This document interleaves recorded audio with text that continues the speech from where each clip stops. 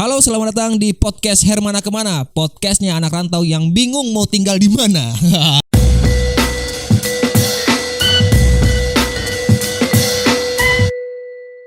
Itu dia openingnya masuk sekali ya.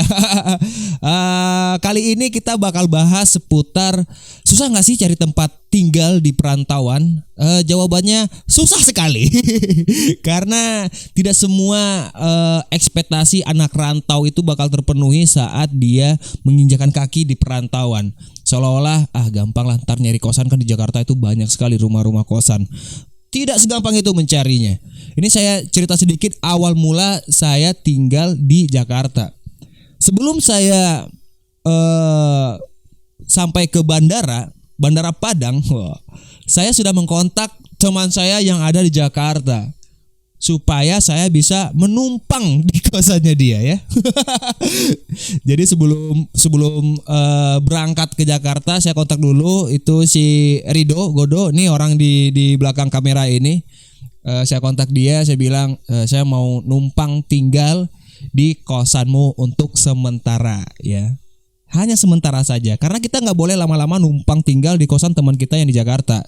Jatuhnya pengen numpang, tapi dari teman kita menganggap kita adalah benalu. Karena akan mengganggu sekali ya. Jadi waktu itu saya kontak Rido, terus Rido bilang, oke, sip, aman-aman gitu. Dan saat di bandara pun saya kembali mengkonfirmasi kalau saya bakal sampai di Jakarta itu malam sampai di Jakarta. Saya terbang dengan barang-barang saya. Sesampai di Jakarta, saya langsung kontak dia untuk, wis, saya sudah sampai di Jakarta nih gitu. Dan waktu itu Rido menjemput saya ke Bandara Halim Perdana Kusuma. Di otak saya dia itu datang pakai mobil sewa gitu kan, atau pakai motor temannya atau motor dia gitu. Ternyata dia naik Grab. dia naik Grab dari kosannya di Setiabudi. Saya harusnya sebelum berangkat, sebelum ke Jakarta itu harusnya saya bilang ke dia kayak bantuin ini aja, sewa mobil atau sewa motor agar kita lebih gampang. Tapi dia dengan senang hati datang sendiri. Tidak senang hati ya. Tidak, lebih terpaksa. Dari situ saya belajar untuk tidak minta banyak kepada teman-teman yang ada di perantauan. Karena sebenarnya sekarang itu menjadi seperti karma bagi saya. Ketika ada teman saya datang dari rantau ke Jakarta terus minta jemput di bandara, saya akan bilang pura-pura sibuk. Saya sedang bekerja.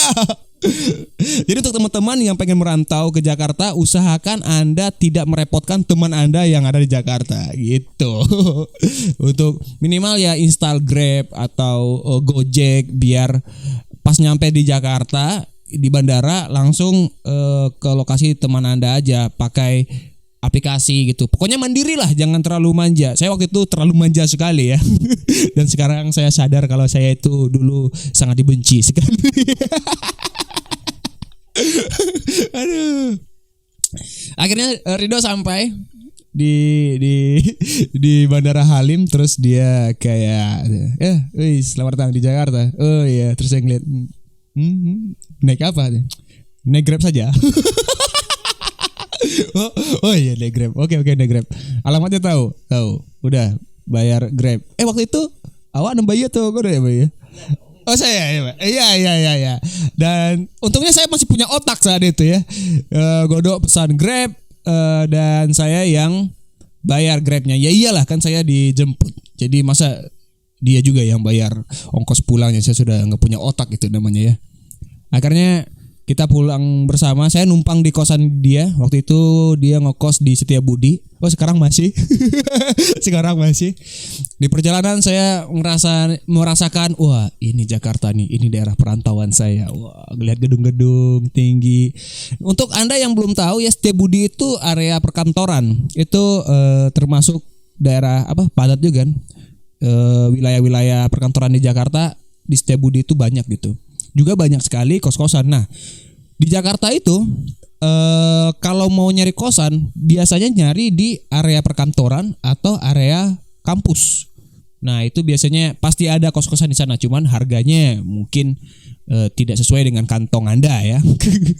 Jadi waktu saya dalam perjalanan sampai di kosan Setiabudi, saya melihat waktu saya turun dari mobil, saya melihat kosan si Rido itu sangat berbeda dari bangunan-bangunan sebelahnya.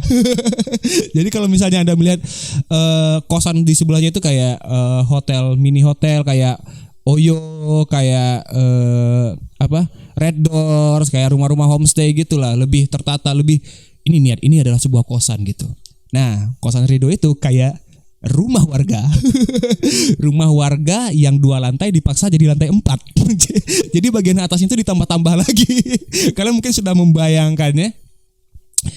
Terus dari awal saya mulai merasa kayak ya udahlah, orang saya numpang kenapa harus komplain bentukan kosnya sih? Karena di ekspektasi otak saya adalah kosan di Jakarta itu ya seperti kosan-kosan yang oke lah gitu. Bayangannya seperti rumah satu pintu rumah masuk tapi situ ada kamar-kamar yang cukup ya, bayangan kos-kosan kayak rumah, kayak hotel, kayak Red Doors yang itu tadi lah bayangan saya di Jakarta ini.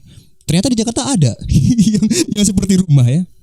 Akhirnya saya masuk ke lorong-lorong, masuk ke kosan itu, sampailah kita di kamarnya Rido. Pas pintu dibuka, Rido masuk, saya masuk, koper masuk dan penuh. Karena kosannya kecil sekali ya Allah. Itu adalah kosan paling sempit yang pernah saya lihat. Bahkan kamar mandi hotel Pangeran pun lebih luas daripada itu. Kosan itu ukurannya 2x2,5, ya kan? 2x2,5 gitu. Jadi waktu itu saya numpang, Rido tidur, sebelahnya ada saya, sebelahnya itu meja, lemari, satu paket dengan bagasi tadi. Jadi koper tadi itu udah penuh kondisinya ya. Saya tidak bisa. Bahkan kalau misalnya dia bangun terus harus menginjakkan ngelangkahin saya dulu untuk pindah-pindah, ngambil barang dan lain-lain gitu. Emang sulit sekali. Dan itu kitchen kan, ini kosan sempit sekali ini ini. Terus saya tanya, penasaran harganya berapa? Dia bilang 800.000. Oh, 800.000 untuk sebuah gudang berukuran 2x2,5. Anjing, langsung berekspektasi kan, waduh ini kosan di Jakarta mahal banget ini ternyata. 800.000 cuman seperti ini gitu. Karena kalau kita mengcompare untuk di daerah, melihat untuk dari daerah, 800 di daerah itu kita sudah bisa mendapatkan rumah kontrakan. Itu rumah, ada ruang tamu, kamar, dapur, kamar mandi, bahkan kita masih punya daerah sedikit, itu namanya halaman rumah. Ini 800.000 hanya kamar berukuran 2x2,5. Sungguh sempit sekali. Terus setelah sampai di sana kita makan ya, kita cari makan dan waktu itu saya makan di dekat sana itu ayam bakar, masih ingat ayam bakar. Dan satu hal yang membuat saya berpikir, saya harus bisa hidup di Jakarta, ketika saya mencoba memakan nasinya. Nasi di Jakarta itu lembek atau biasanya disebut pulen. Sedangkan di daerah saya di Padang itu nasinya itu apa itu namanya? Berdarai. Pera. Di sini tuh orang suka nasi yang pulen gitu. Sedangkan saya kurang cocok dengan nasi pulen. Bukan berarti nasi pulen gak enak ya, tapi karena saya emang gak suka aja dengan nasi pulen. Jadi itu masalah personal. Tapi setelah makan itu akhirnya saya merasa kayak, wah saya harus belajar ini nih gitu. Balik lagi ke pembahasan soal mencari tempat tinggal. Karena hari itu saya numpang cuman datang malam. Besok paginya saya pergi ke tempat teman saya yang lain, Andre. Dia sudah dulu di Jakarta, beda 2 bulan atau sebulan gitu.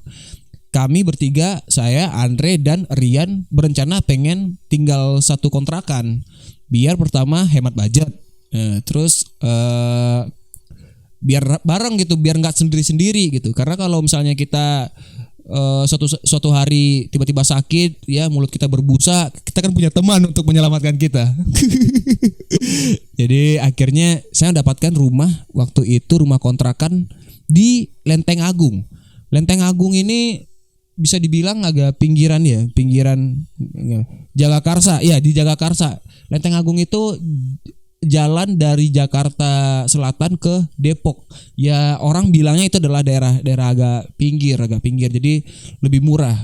Di rumah kontrakan itu saya mendapatkan harga yang cukup murah, 1.400.000 di luar listrik, dan itu rumah, bukan kamar ya. Ini benar-benar rumah kontrakan yang satu slot, satu slot satu lurus. Ya lurusan gitu, ada ruang tamu, kamar mandi, terus dapur belakangnya. Itu 1.800.000 kita huni bertiga. Bahkan untungnya saat itu adalah kontrakan itu adalah kontrakan baru. Jadi benar-benar belum ada penghuni sebelumnya, masih bersih, catnya masih basah. Kasurnya masih ada plastiknya, belum di unboxing. Masih baru lah, masih sangat baru sekali. Kita ada penghuni pertama. Saya ngekos di sana beberapa sebulan 2 bulan. 2 bulan. Saya ngekos di sana 2 bulan, dan benda yang pertama kali saya beli di sana adalah kipas angin. Saya masih ingat. Sepertinya di Jakarta saya butuh kipas angin karena kondisinya saat itu lagi musim kemarau panas. Dan Andre, Rian tidak punya kipas angin, jadi saya berinisiatif untuk udah beli kipas angin saja supaya nyaman tinggal di sana. Piring saat itu masih pakai piring plastik. Bukan piring plastik yang ini ya, bukan yang bagus, tapi piring plastik yang memang plastik. Paham gak sih? Piring-piring kue ulang tahun. Nah, piring-piring kue ulang tahun kita masih pakai piring itu, dan itu harusnya kan sekali pakai. Tapi kita tidak, kita ulang-ulang dan kita cuci, kita pakai lagi. Begitulah kehidupan awal-awal saya tinggal di Jakarta. Dan saya tahu stand up comedy belum bisa menjadi pekerjaan utama saat itu. Jadi saya harus melamar pekerjaan. Saya harus mencari pekerjaan. Akhirnya saya dapat bekerja di kantornya itu Semanggi. Semanggi itu di area Jakarta Selatan lagi. Nah, dari Lenteng Agung ke Jakarta Selatan, wah itu lumayan jauh. Dan saya naik kereta. Untuk pertama kalinya saya merasakan euforia naik kereta pagi di Jakarta. Bayangkan, sempit-sempit begini, ya, siku di kepala orang, ya, lutut orang di kantang-kantang kita. Semuanya berdesak-desakan. Seperti Sparta masuknya itu. Bayangin deh. Kereta sebenarnya kalau pengen nyari yang aman, berangkatnya itu harus subuh. Minimal itu sebelum jam 6 itu kita masih bisa masuk ya. Bukan berarti kita bisa duduk ya. Kita bisa masuk. Kalau sudah lewat dari jam 6 ke 7 ke 8, karena waktu itu kantor saya masuknya jam 8, jam 9. Jadi saya dari Lenteng Agung itu berangkat sekitar jam 7. Nah, kereta kondisinya kalau kita berangkat jam 7 pagi, ketika pintu kereta dibuka, itu ada orang yang sudah tidak bisa, harus bertahan masuk, tapi dia pas pintu dibuka dia kayak otomatis bisa keluar gitu, jadi kayak harus ditahan dulu. Dan kita adalah orang yang mendesak untuk bisa masuk, karena kalau ditunggu tidak akan ketemu kereta yang kosong. Kesalahan saya pertama kali di Jakarta adalah itu. Jadi saya pikir fungsi kereta ini seperti angkot. Jadi kalau misalnya penuh, ini penuh, nanti saja gitu. Lewat lagi kereta, masih penuh, ntar aja gitu. Lama-kelamaan penuh semua nih, nggak masuk kerja nih. Akhirnya ya udahlah, akhirnya saya Spartan berusaha untuk masuk. Ya, saya ingin bekerja, saya juga. Ini Jakarta, gitu. Aduh. Akhirnya karena menurut saya belum siap dengan itu, saya tidak terbiasa dengan itu. Akhirnya saya memutuskan untuk pindah kosan lagi dari Lenteng Agung ke kosan Setiabudi yang tadi. Dan saya tidur di kamar yang sama. Saat itu Rido sudah pindah ke kamar yang lain yang lebih nyaman. Saya mengambil kamar Rido tersebut. Dan saat itu harganya tiba-tiba naik jadi 850. Kan anjing. Sudah jadi kamar ukuran 2 kali 2,5, harganya 8,5. Tapi karena lebih efisien dan dekat ke kantor, menurut saya ya udahlah, daripada saya harus naik kereta pagi-pagi ya kan. Apalagi perantau. Bagi saya sendiri, saya belum siap untuk menjalani aktivitas seperti itu. Mungkin waktu itu saya pikir butuh keterbiasaannya. Tapi sepertinya saya sudah mengambil sikap untuk saya tidak akan merasakan ini. Saya tidak mau seperti ini. Lebih baik saya cari kosan yang lebih dekat gitu.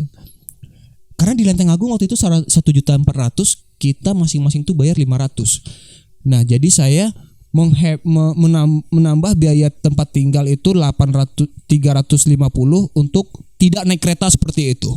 Menurut saya ya ini cukup fair lah. Saya tinggal di sana, kamar mandi di luar, dan kondisi kamarnya itu sempit. Bayangin 2x2,5. Itu ya, posisinya adalah kasur, meja, dan lemari. Bahkan untuk membuka lemari saya harus naikin kasur saya dulu biar bisa dibuka. Karena kalau kasurnya masih di bawah, buka lemarinya itu pasti bakal ngestak, nggak bisa dibuka, bakal ketahan sama kasurnya. Dan jarak antara kamar dan ke kamar itu dekat banget gitu. Ventilasi udara saya keluar, udaranya masuk ke kamar tetangga. Seperti itu, dekat banget. Jadi antara jarak kamar saya dan kamar orang lain itu hanya 1 meter. Bayangin jalan lorong itu cuma 1 meter loh. Kita kalau berhadapan dengan orang, kalau mau lewat berpapasan harus miring gini baru bisa. Belum lagi kalau misalnya kondisi kamar saya itu pintunya berhadapan dengan pintu kamar orang. Nah, itu paling gak enak tuh. Momen ketika kita mau mandi, kita buka pintu, orang depan buka pintu lah. Sama-sama mandi nih ya. Kamar mandi mana yang akan dia ambil? Bakal pilih-pilih. Ya, kesulitannya seperti itu di Jakarta. Dan menurut saya teman-teman harus bisa memilih tempat tinggal yang cocok aja. Cocok dalam artian cocok menurut uang kalian, cocok dari segi tempat kerja kalian, dan cocok dari kekuatan kalian tinggal di Jakarta. Ada beberapa hal pemikiran untuk ngambil kos. Yang pertama itu mungkin kalian mencari yang bersih, atau yang komplit, ada AC-nya, ada kasur, meja, lemari, atau dari yang aman gitu. Nah, kalian harus pikirkan itu sematang mungkin. Dan menurut saya turunkan ekspektasi sejauh-jauhnya untuk bisa hidup dengan nyaman seperti itu. Karena di Jakarta ini ada kosan yang aman, bersih, nyaman, ada AC, kasur, barang-barang lengkap, luas, tapi harganya 2,5 juta. Kalau misalnya gaji Anda UMR, sebaiknya lupakan saja itu ya. Jangan menganiaya diri Anda dengan seperti itu. Mungkin Anda ngerasa kayak nggak apa-apa deh 2 juta ngekos, tapi kan saya merasa aman. Iya, diri Anda aman, lambung Anda bermasalah. 2 juta untuk sebulan hidup, Anda hanya makan sekitar 50 ribuan gitu. Aneh lah. Ya seperti itulah kira-kira ya teman-teman. Kalau mau cari tempat tinggal, carilah yang cocok di Jakarta gitu. Apa? Sekarang saya tinggal di Jakarta Barat karena saya sudah tidak bekerja lagi menjadi karyawan di Comika. Karena Comika dan tempat kerja saya yang lama itu masih di area Setiabudi. Maksudnya masih dekat lah dari Setiabudi. Karena sekarang saya sudah tidak masuk kantor, jadi saya memilih tinggal di daerah pinggir-pinggir gitu. Nah, untuk teman-teman, ini mungkin sebuah tips ya. Kalau misalnya kalian mau merantau ke Jakarta dan ingin mencari kos-kosan yang murah, carilah di daerah yang pinggir-pinggir. Karena kalau semakin ke pusat kota atau wilayah strategis untuk kantor dan lain-lain, itu bakal mahal. Tapi kalau kalian di pinggir-pinggir itu bakal murah. Misalnya kalau di Jakarta di pusat gitu Setiabudi itu 8,5 kamar ukuran 2x2,5. Dan sekarang saya ngekos di Jakarta Barat. Kamarnya ini 700.000 harganya. Dan luasnya adalah 4x3 meter. Bayangkan perbedaan kenyamanannya dan lain-lain itu sangat diperhitungkan sekali. Dan di daerah Jakbar ini kan udah pinggiran nih. Tapi kalau kalian pengen lebih murah, pilih ke arah UNP. arah Lubuk Buayo, arah ke Cangkeh. Nah, itu kosan masih bisa dapat 300.000 dengan kondisi lengkap itu. Masih komplit semuanya. Masih listrik, udah termasuk listrik. Kalau di sini kan listrik udah ada di 700.000. Tinggal kalian nambah pernak-pernik yang kayaknya ekonomi udah mulai nih, nambah AC, ekonomi udah mulai stabil nih, nambah wifi dan lain-lain. Kayaknya lebih baik seperti itu daripada langsung ngambil yang komplit tapi kalian merasa kewalahan membayarnya gitu. Oke. Apalagi? Sekarang nih masalah yang penting itu kenyamanan atau memang budget kos. Ini adalah problematika anak kos baru di Jakarta. Enggak sih, saya pulang kerja capek, yang penting saya bisa tidur. Tidak, saat itu saya tidak peduli dengan kenyamanan, mau di kamar. Oh, waktu di Setiabudi itu kosan saya itu penuh dengan kutu. Bayangkan teman-teman, tiba-tiba ada merah-merah, bentol-bentol. Anjing, ini kenapa? Pas di kasurnya diangkat, di paling ujung, ada kutu-kutu. Kutu-kutunya tuh bukan kutu kecil yang rambut kutu tuh segudang jempol. Gede-gede, bro. Menurut saya adalah untuk teman-teman yang merantau ke Jakarta dan bekerja berat, dalam artian mungkin kalian masuk pagi pulang malam gitu. Apakah dampaknya itu baik untuk memilih kosan yang nyaman? Ya, menurut saya batasi rasa nyaman kalian dengan uang saku kalian. Ya, kalau misalnya kalian bekerja di Jakarta uangnya nggak banyak-banyak banget, turunkan ekspektasi kenyamanan kalian. Ya, jangan pikir kenyamanan kalian itu kayak nginap di hotel, jangan nginap di wisma, di villa, jangan seperti itu. Kalau misalnya Anda masih dibayar UMR, pilihlah kosan dengan harga di bawah 1 juta ya. Jangan terlalu sok keren merasa tinggal di Jakarta. Wah, kosan saya mewah ini. Jangan. Yang penting simpan uang Anda. Anda bisa tabung atau Anda bisa kirim ke orang tua atau Anda bisa menggunakan ke hal-hal lain kayak nanti ditabung terus liburan ke Bali. Nah, banyak-banyakin foto-foto di Bali. Sehingga teman-teman Anda di kampung berpikir kalau Anda itu di rantau kaya raya, padahal tinggal di kosan 700.000. Udah, itu aja nih, cerita udah kepanjangan nih. Jadi untuk teman-teman yang mungkin pengen cerita juga tentang kehidupan dia atau kehidupan tentang mencari kos atau kehidupan di tempat kos kalian, boleh komen di bawah. Atau pengen kasih saran, ide apa yang harus dibahas di podcast Hermana Kemana ini, boleh di komen juga. Dan silakan share video ini untuk teman-teman kalian yang ingin merantau dan mencari tempat tinggal di Jakarta. Atau teman Anda yang sudah merantau ke Jakarta tapi tidak menemukan tempat tinggal, artinya dia masih numpang sana sini. Ada juga tuh orang yang kayak gitu tuh. Tiba-tiba hari ini numpang seminggu di teman A, habis itu numpang seminggu di teman B ya. Akhirnya teman A dan B sepakat untuk tidak menumpang dia cari teman baru lagi, numpang lagi gitu. Akhirnya dia pulang ke kampung halaman. Karena di Jakarta jadi benalu. Udah, itu saja ya, terima kasih. Jangan lupa dengerin lagi podcast Hermana Kemana episode selanjutnya. Saya Ren Hermana pamit and drop the mic.